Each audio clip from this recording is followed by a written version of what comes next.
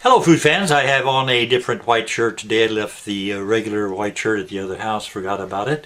Beautiful day outside so far, and probably going to be about 80 degrees today. We're going to have a wonderful lunch. We're going to have ground beef sandwiches on some multigrain slices of bread instead of the hamburger buns, and I will have a potato. Where is the potato? The potato is right here.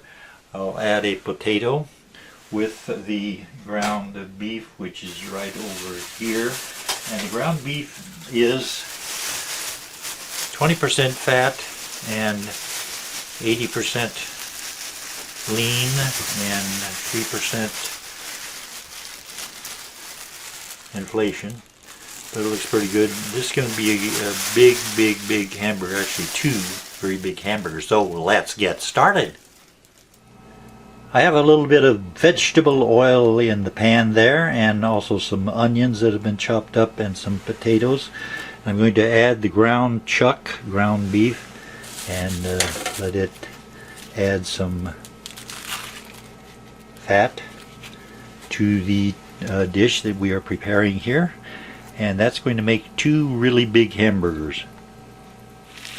And we will move this around just a little bit and let it get heated on every side, every angle. This is 1 pound of ground beef,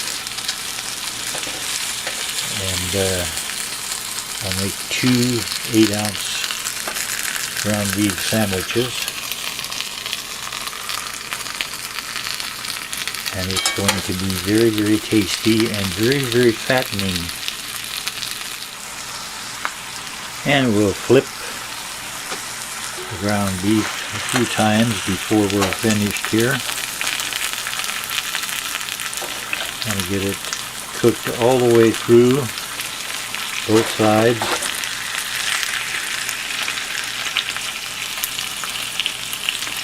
And then I will slice it in half right across the middle. And we'll make two different ground beef sandwiches. They're going to be tasty. This time when I flip it, I'm going to split it into two big hamburger patties. And do be careful around a hot stove. Talking to myself and anyone who is around a hot stove. Now,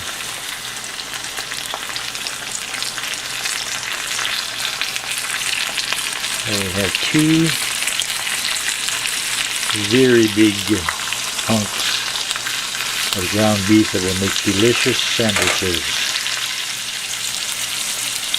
And we'll move everything around a little bit so it can cook on all the different sides.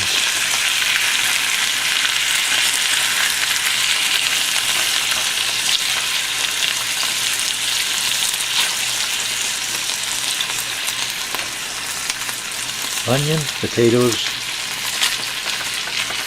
and ground chuck.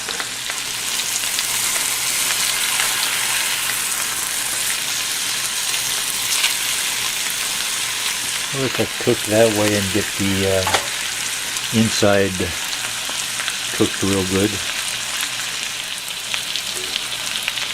I will flip it one more time, and it's getting to be pretty well done. And I will turn out the heat.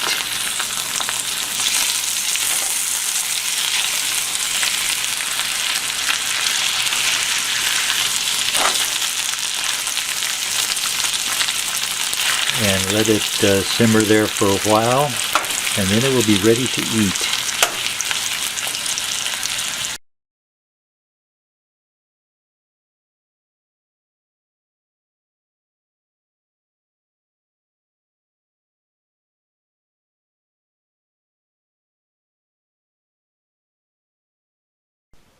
Well, it's hot, smells good.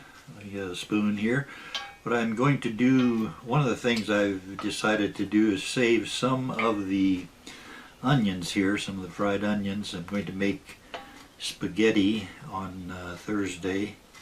I might put some of those fried onions in with the spaghetti. I think that'll be pretty good. And we're going to begin, as usual, with the salad. In this case, the salad is coleslaw. And I got this where at Walmart. And the temperature outside is like a sunny day. You actually need the air conditioning if you're driving somewhere.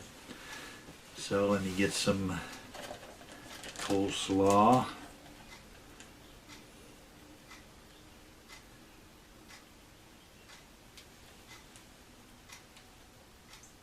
Looks good.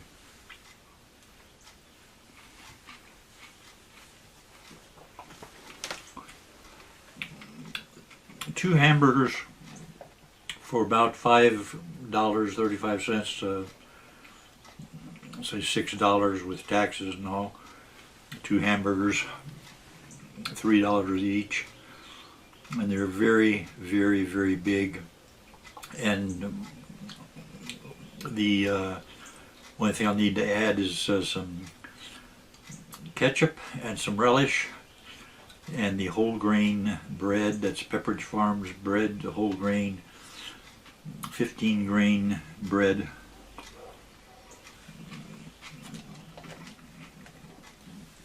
I do like the coleslaw. The Spots says hello. Get a couple of pieces of bread here. Hope your day is going well. How you been doing? I think that's going around what you got. I've noticed a lot of people seem to have various illnesses right now, and it probably is some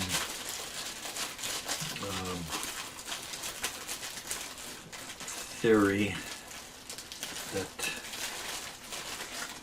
it's caused by aliens or something, and it could be. What do I know? Just right back over here and get the relish and ketchup. I'm not going to put any mustard on the ground beef sandwiches today.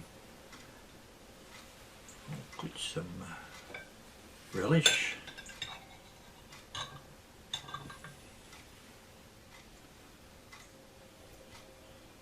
And a little bit of ketchup here in a minute.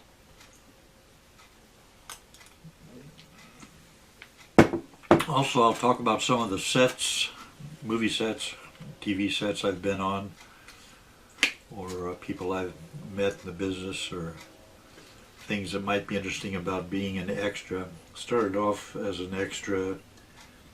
First place I worked was in Las Vegas. I worked on the Vegas TV series with Bob Urich, and I got to stand in for him one time, and he came back from the break when they repositioned the cameras. He says, "Oh, you got the big guy standing in for me." And he and I had fun, as he did with everyone. He passed away much too quickly from a form of a disease that attacks the joints, I believe. There's the great big burger, massive burger. When we worked in Las Vegas, when I was first starting back in the late 70s, quite often we would work at one of the hotels, like the Frontier.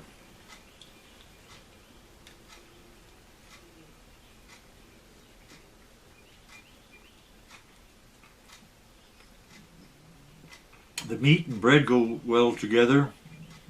They are quite delicious. I like the multi-grain breads.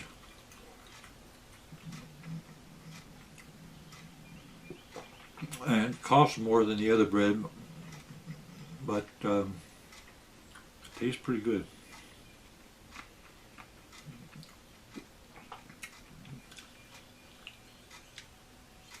Mmm.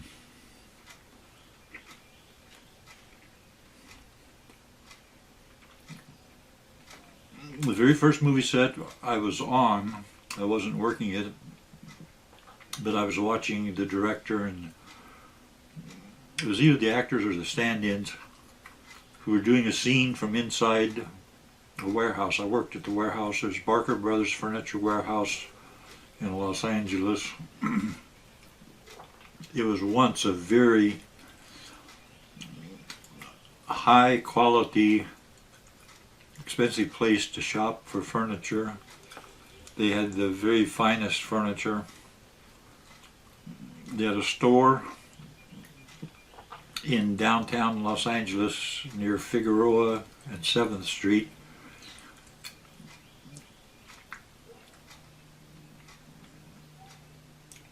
And they had the warehouse in the Alameda district. I think it was on San Mateo Avenue.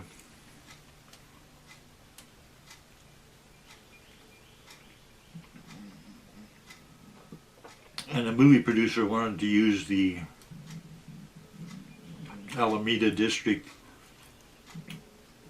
area as the set for supposedly a money handling company that was going to be robbed. The movie was called Blueprint for Robbery. Good movie if you get a chance to see it. Let me get some more hamburger, more ground beef.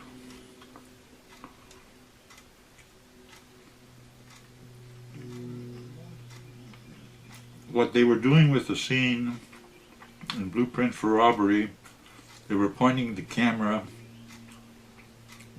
toward a window, and there were a couple of actors or stand-ins who were being filmed looking out the window across the street at the place they were going to be robbing, and they were supposedly having a meeting at a hotel.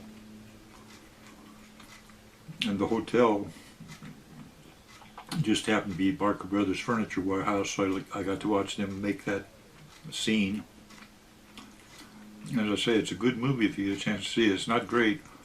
It's a B movie, but it's a good one.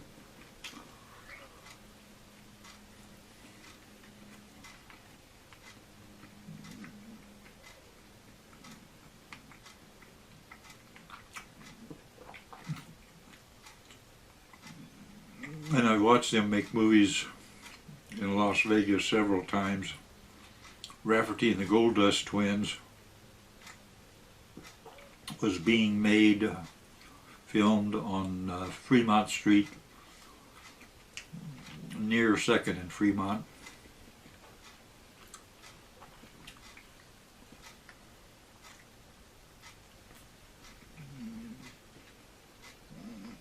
And I might have been seen in the movie ever so briefly, but I never saw myself in it.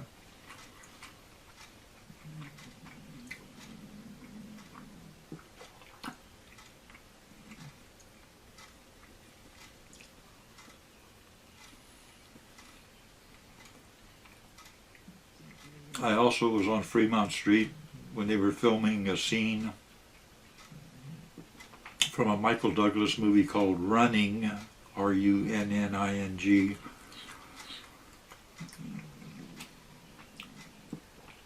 I just happened to be downtown that evening, and I might be visible in the background in some of the scenes, but I never saw myself in the movie.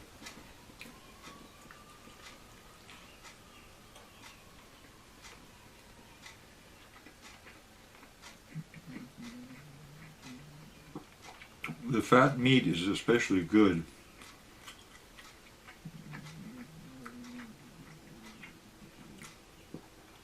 And it probably is an affordable sandwich for most people, coming in slightly over $3, counting everything, including the bread. $3 per ground beef sandwich. And I'm having 2 of them here with this lunch get together.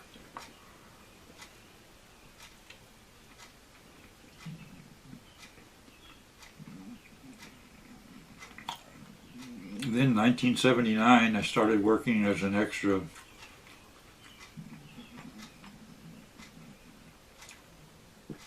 working a couple of days a month in Las Vegas, and I thought to myself, if I can work 2 days a month here where they don't make a lot of movies, I wonder how well I could do in Southern California. So I moved to Southern California.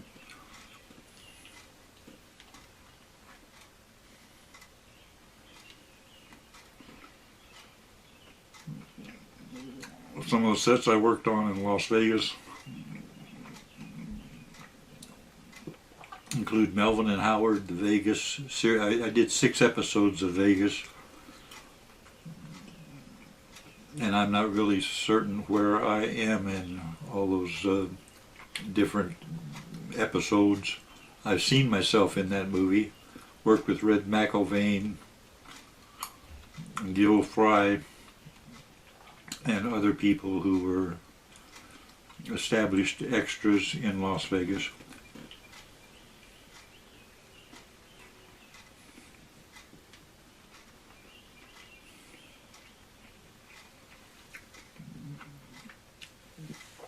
Time for a beverage.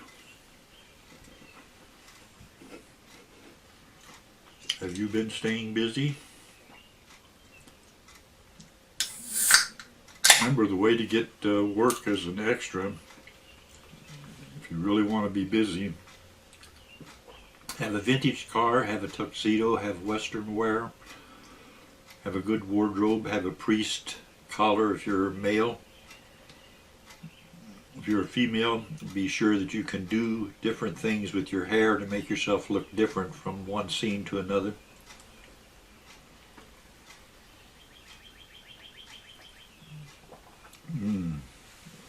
Sparked root beer, that's good.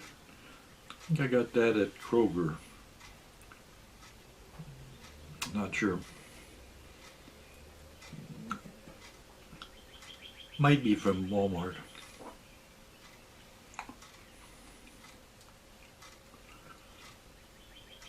The sandwich is holding together pretty well.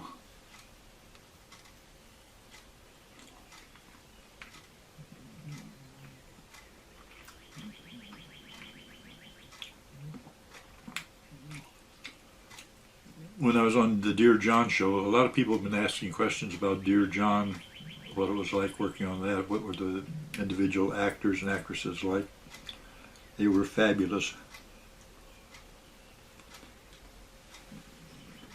When I worked on Dear John, 1989, I worked on it, by the way, 1988 to 89, then 89 to 90, then 90 to 91, 91 to 92, four seasons. And in 1989, we shared a stage. Some of the stages at Paramount have one entrance for 2 stages. You walk in this one entrance, and then you got 2 doors. You can take door number 1, door number 2. And in 1989, we shared that one door opening with the stage where they were doing the movie Ghost with Whoopi Goldberg, Patrick Swayze, Demi Moore.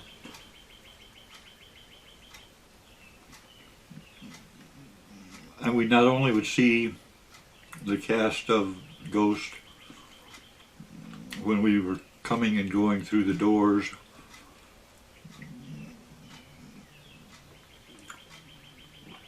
but Whoopi Goldberg used to come over to our stage and watch us rehearse, watch the cast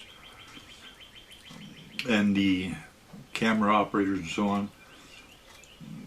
Whoopi Goldberg was very nice and very congenial. She always had something to add to the conversation, and sometimes she would get a break from the filming of Ghost and she would come over and visit with us. And some of our cast members would go over to the Ghost stage and chat with the people who were there.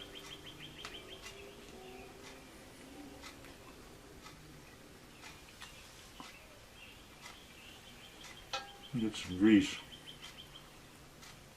I will be using the grease and the onions for my spaghetti in a couple of days.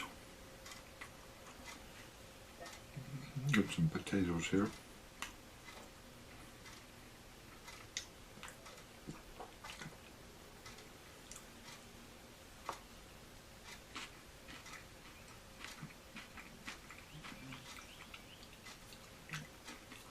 We shared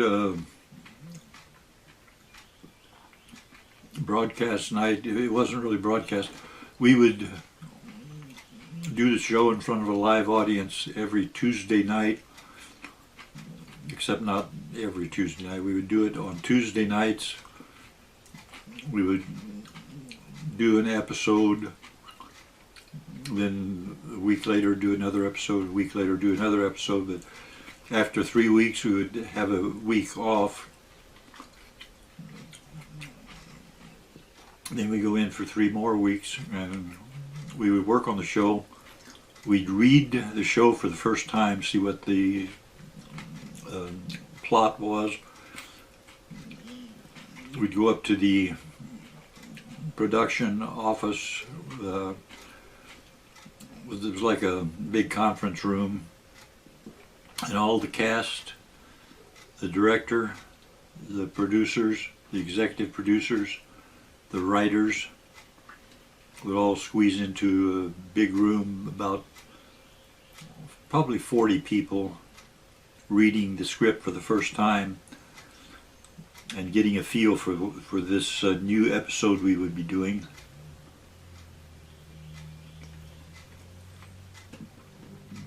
The biggest laugh we ever got on Dear John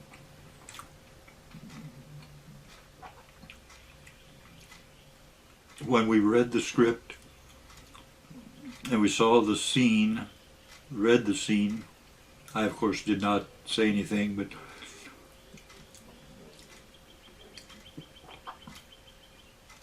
we were seeing the script for the first time, and we read the parts that made up what would become the biggest laugh in all of the Dear John shows. And as it was being read, it was nothing amazing. It wasn't very funny. It was just something where they put down information about how to do something, and there were no real lines, no conversation going on during the scene. It was just something that somebody did in the scene. And in this case, the character doing something was Kirk Morris, who was Jerry Burns, and he did sort of a hand motion when we were reading it in the conference room for the first time, and it did not get a big laugh. It was not a big thing. We barely noticed that there was any comedy reference there at all. But on the night of the show,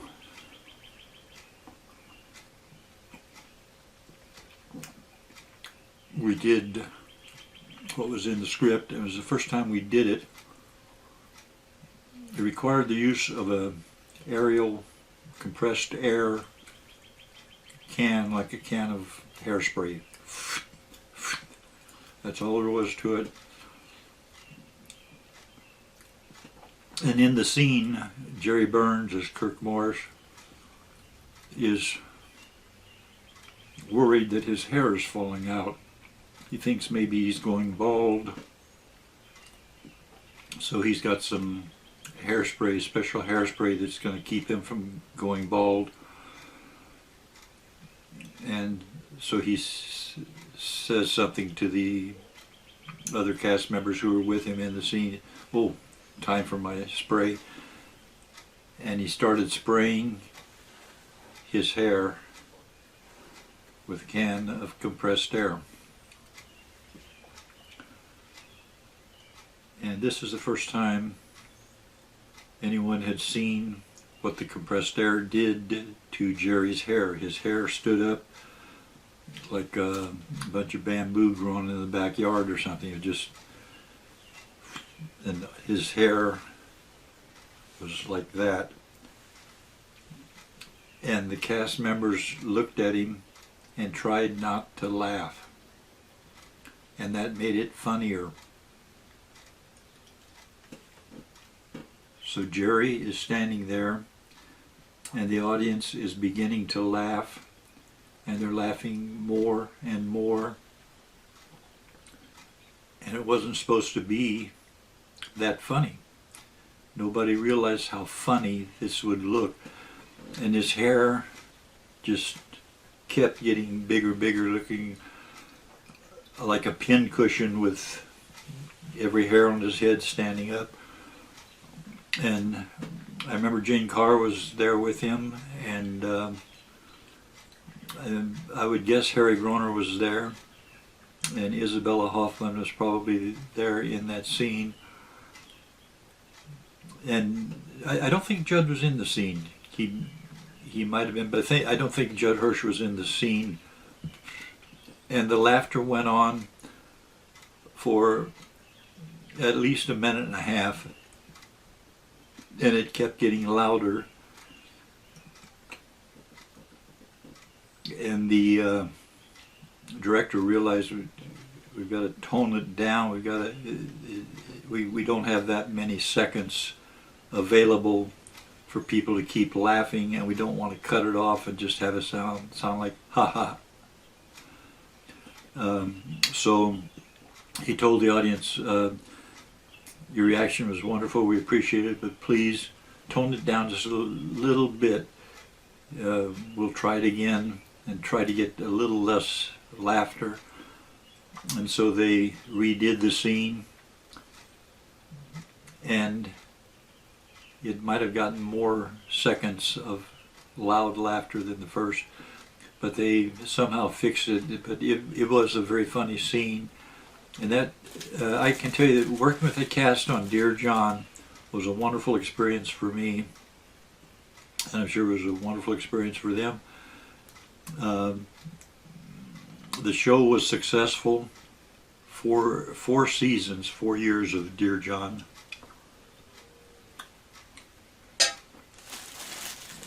Time for another sandwich.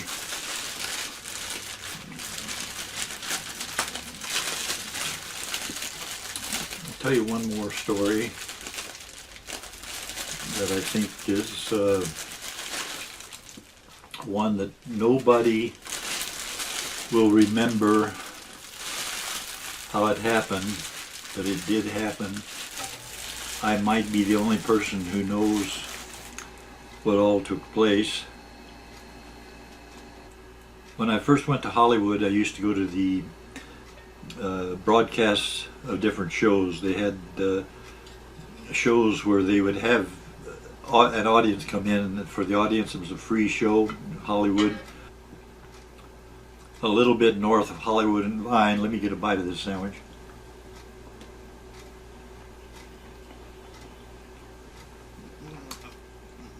It's a theater that might still be there across the street from Capitol Records. I used to watch the Eddie Fisher show. Eddie Fisher was a famous singer, very good singer.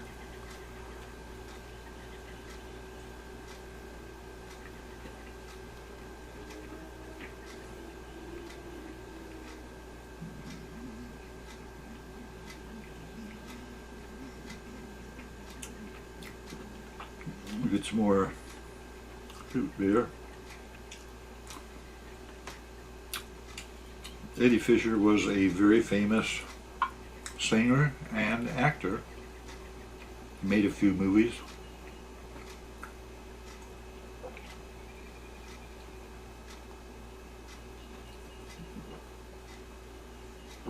But today, most people would think of Eddie Fisher as the singer who married all the pretty ladies in Hollywood. He was married to Elizabeth Taylor. He was married to Debbie Reynolds. He was married to Connie Stevens. He was married to a lot of different ladies. And I went to see his show. He was live on stage. He would do a 15-minute warm. His show was 15 minutes long on NBC. And he would do a 15-minute warm-up, singing some songs for the live audience. Then he would do the 15-minute show itself. Then you'd stay around for another half hour and he would sing songs for people and ask what they wanted to hear.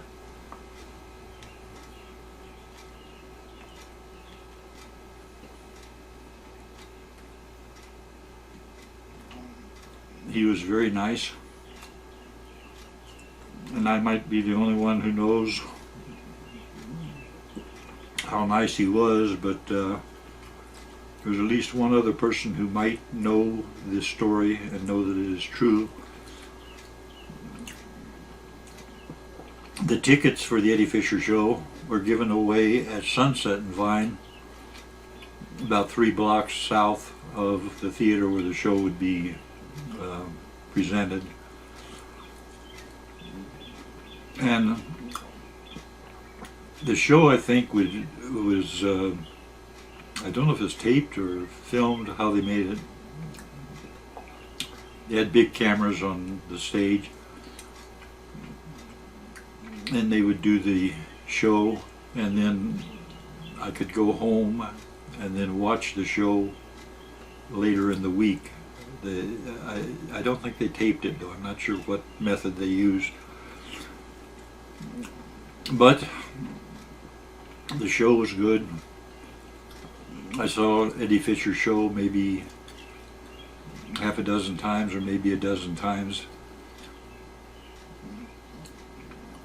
And on one day I was getting my tickets for the Eddie Fisher show, and I walked out of the building at Sunset and Vine, the NBC building. Let me get a bite of my sandwich.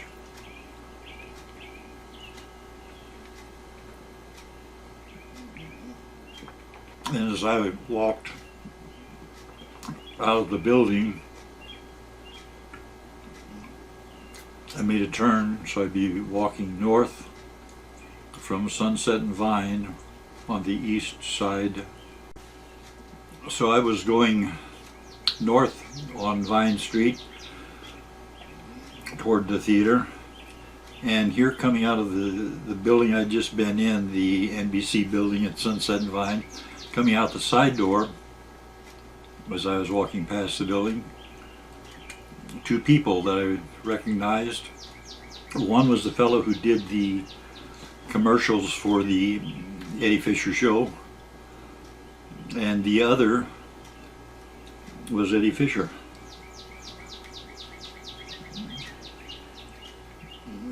He came out of the building and walked to within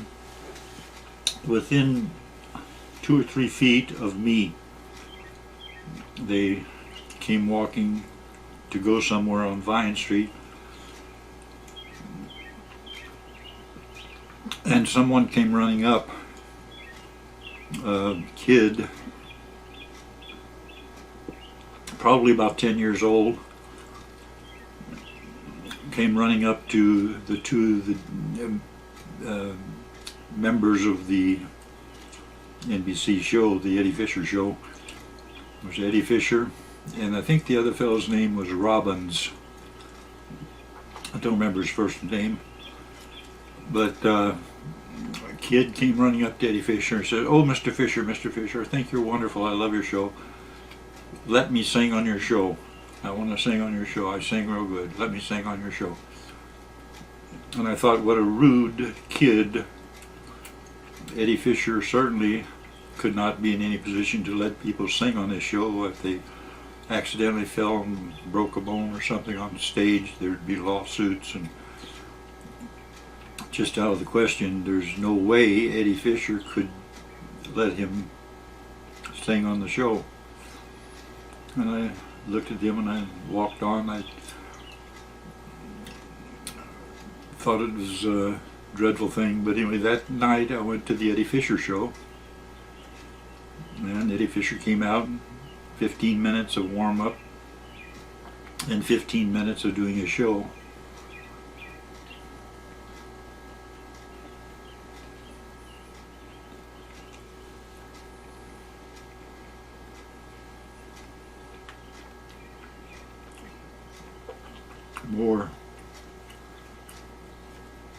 More root beer, more root beer, more root beer, more root beer, more root beer, more root beer, more root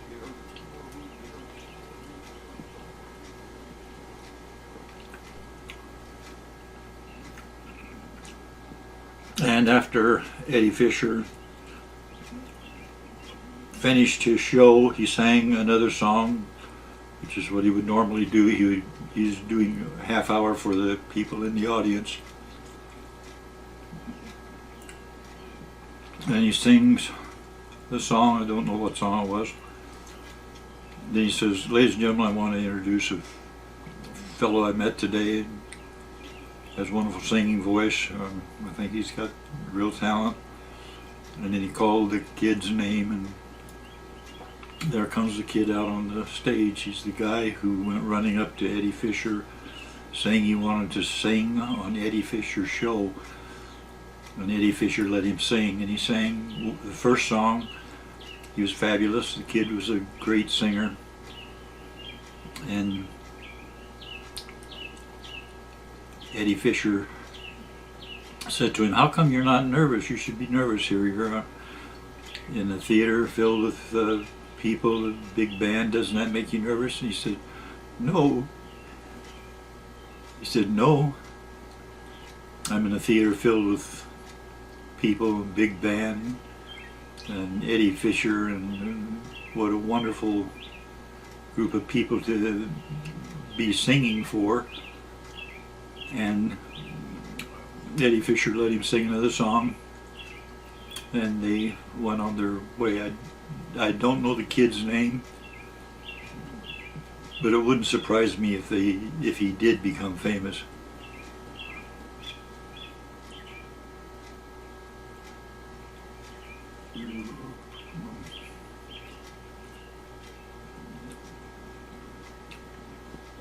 Other people who had similar shows on NBC, Dinah Shore, I saw her show several times.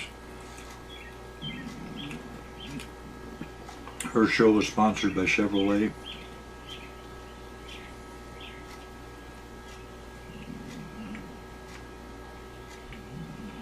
I saw her drive her car into the NBC parking lot one time.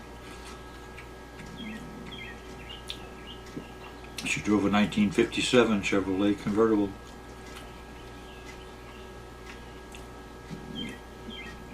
When I saw her in person, I was amazed at how small and tiny her waist was. She was not overweight by any means, not an ounce.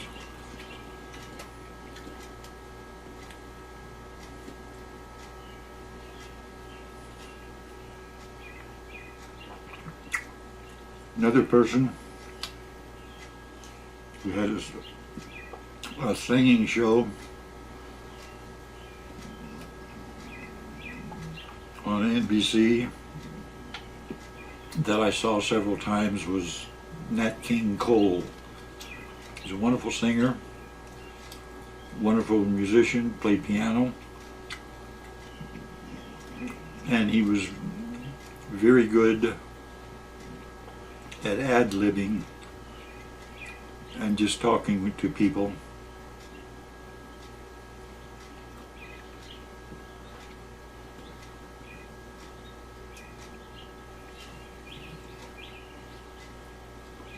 Other shows I saw there at the NBC Studios.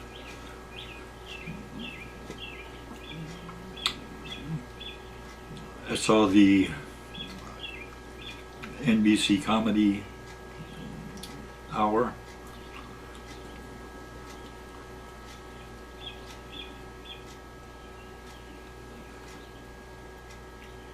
They had interesting people on the NBC Comedy Hour. That's where I first saw and talked with Jonathan Winters. He was funny.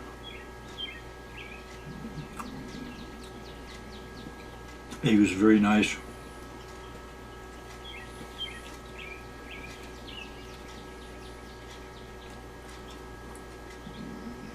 There was a singer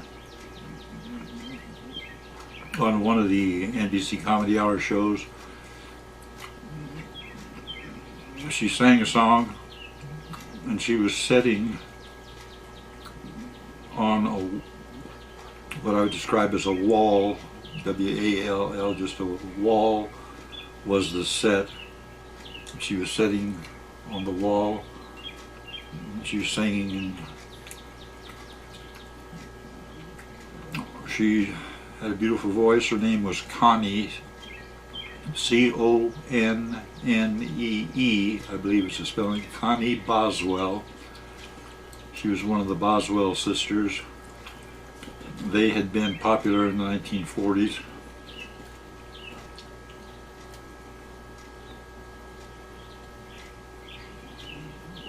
I watched Connie sing her song, and then they closed the curtain in front of her and went on with probably a comic or a commercial or something. After the show was over, I went to the front of the theater and I looked back on both sides. I knew they'd be using one of the side doors for the artists to leave. And one of the people I saw leaving the theater from the side exit was Connie Boswell. And she left in a wheelchair. She'd had polio as a child. She could not walk. But when she sang, she did not want people to know that she was not able to walk.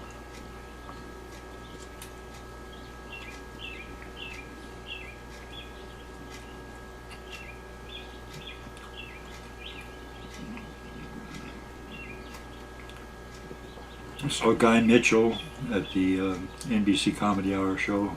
He was quite good. Very physically fit.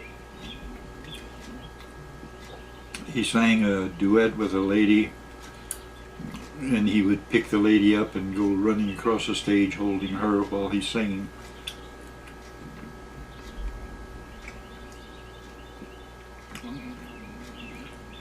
Guy Mitchell he had several big hit records. His biggest hit was called Singin' the Blues. I recommend that song if you like 50s rock and roll.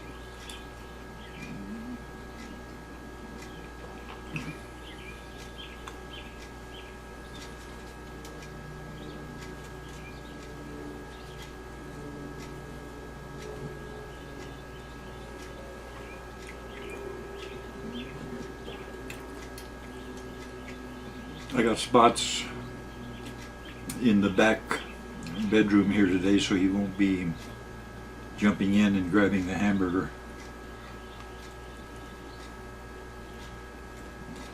Spots is very big, very healthy, and he likes to make a mess.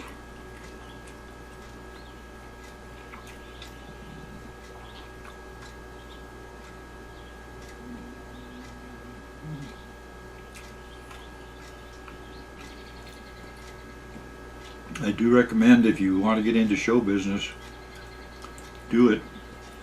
Every person who ever became famous in show business, whether it's singer, actor,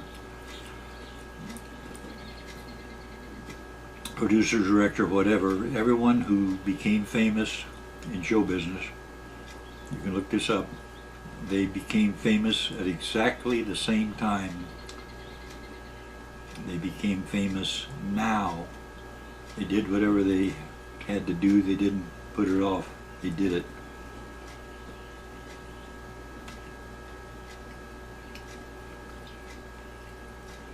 These big hamburgers taste quite good, and I don't eat these every day.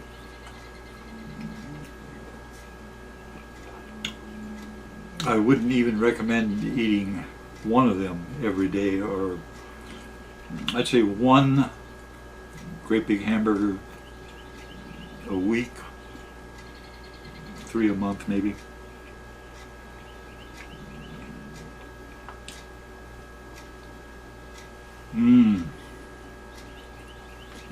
That is good. Time now for the secret ingredient, the secret dessert. What do we got here? It's a cherry pie. Open it from this side over here. And the cherries are going to be blossoming here in Tennessee any day now. Maybe even today. Get my little spoon for the pie. I hope you enjoyed our conversation. I enjoyed getting a chance to see you again. Hope your car is running good. I thank you for watching.